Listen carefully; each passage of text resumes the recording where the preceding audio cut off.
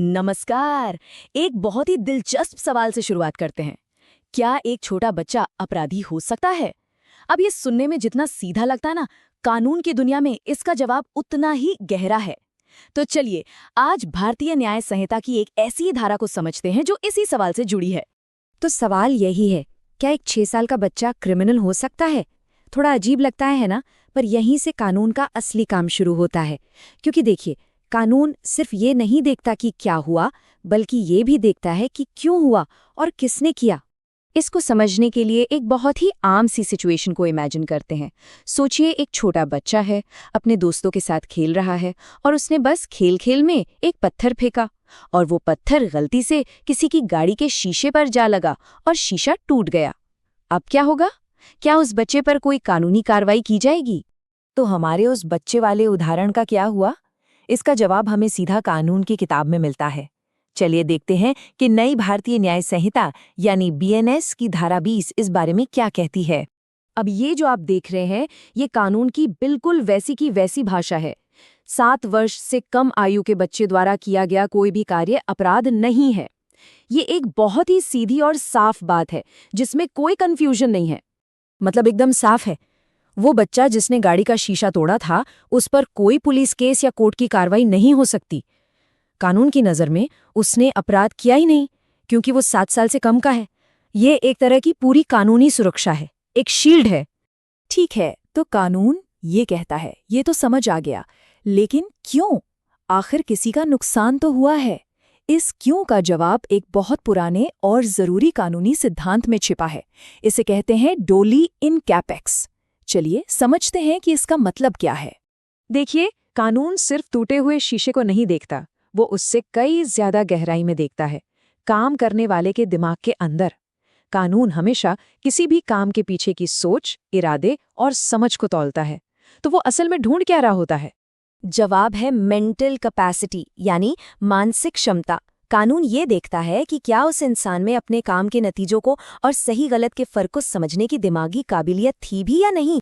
और इसी चीज को कानून की भाषा में डॉली इन कैपेक्स कहा जाता है। इसका सीधा सा मतलब है अपराध करने का इरादा बनाने की मानसिक क्षमता न होना। कानून ये मानकर चलता है कि एक छोटा बच्चा अच्छे और बुरे के फर्क को उस तरह नहीं समझ सकता जैसे एक बड़ा समझता है, और इसीलिए वो कोई आपराधिक इरादा नहीं बना सकता। अच्छा, तो 7 साल से कम उम्र के बच्चों की बात तो क्लियर हो गई। लेकिन अगर बच्चे की उम्र 7 साल से ज्यादा हो, मान लीजिए 8 या 10 साल, तब क्या होगा? चलिए अब आगे बढ़कर देखते हैं कि ये नियम कैसे बदलता है। ये टेबल देखिए, इससे पूरी तस्वीर एकदम साफ हो जाएगी। 7 साल से कम बीएनएस धारा 20 के तहत पूरी छूट है, मतलब एब्सोल्यूट इम्यूनिटी। लेकिन 7 से 12 साल के बीच में मामला बदल जाता है। यहाँ बीएनएस की धारा 21 लागू होती है और कोर्ट ये देखती है कि क्या उस बच्चे में इतनी समझ, इतनी मैच्योरिटी आ गई थी कि वो अपने काम के नतीजों को समझ सके। मतलब क्या वो जानता था कि जो वो कर रहा है वो गलत है।